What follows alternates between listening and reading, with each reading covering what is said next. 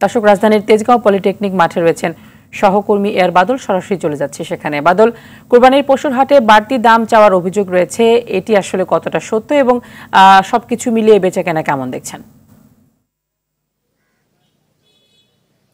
নগদের কাছে সব গ্রাহকই প্রিয়, তাই তো সারা দেশে ক্যাশ আউট চার্জ সবচেয়ে কম। সবকিছু মিলিয়ে বেচাকেনা বেশ ভালো জমে উঠেছে।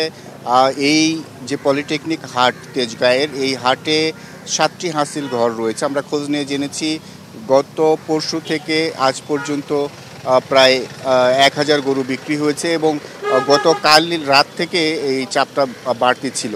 এখানে দেখতে পাচ্ছেন যে প্রচুর গরু রয়েছে, অনেকে দূর দূরান্ত থেকে গরু নিয়ে এসেছেন, অনেকের কেউ 10টি 20টি সাধ্য মতো গরু এনেছেন। অনেকের বিক্রি হয়েছে অর্ধেকের মতো, অনেকের এখনও বিক্রি হয়নি।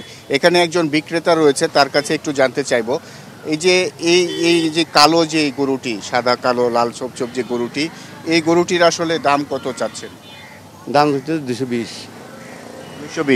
আমরা দেখলাম একজন ক্রেতা, আপনি যখন দাম বললেন, দাম শোনার পরে উনি চলে গেল, তো আপনার কি মনে হচ্ছে না যে দাম একটু বেশি চাওয়া হয়ে গেছে? একটু বেশি আমরা চাই, তো একটু বেশি না চাইলে তো বেচা হয় না। এই গরুটা আসলে ছাড়বেন কত হলে? 50-60 এভাবে ছাড়া নিয়ে যেতেছে। কতগুলো গরু আপনি এনেছেন? আমি 3টে আনছি, আর আমার ভাই আনছে, বাসি জামাই আনছে। এই যে এই গরুটার আসলে দাম কেমন? এই গরুটা 1,80,000 চাইতেছি। এরা 40, 45, 50 হলেই বেচুন। এইটা আপনার কেনা কত?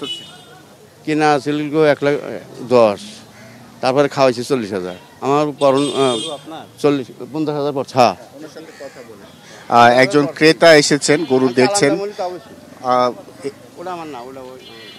দেখছেন যে গরুর আসলে সাইজ অনুযায়ী বিক্রেতারা তাদের যে নিয়ে আসার খরচ এবং এখানে রাখার খরচ এবং যে কয়দিন লালন পালন করেছেন সেটি মিলিয়ে তারা বলছেন যে আসলে তাদের যে ন্যায্যতা সেই অনুযায়ী আসলে দাম চাচ্ছেন, কিন্তু ক্রেতারা এই দামে সন্তুষ্টি নয়। ক্রেতারা ঘুরে ঘুরে দেখছেন এবং যদি দরদামে মিলছে তবে তারা কিনছেন।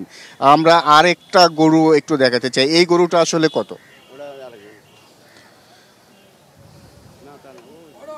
আচ্ছা, এই গরুর আসলে লোক পাওয়া যাচ্ছে না, কিন্তু এটি 2,40,000 টাকা দাম একটু আগে আমরা জেনেছি, যে কারণে দেখছেন যে গরুটির সাইজ এবং যেটা আসলে 2.5 লাখের কাছাকাছি এই গরু হলেও এই সাইজের গরু আসলে আমরা কিছুক্ষণ আগে দেখেছি 1,90,000 টাকায় একজন ক্রেতা কিনেছেন।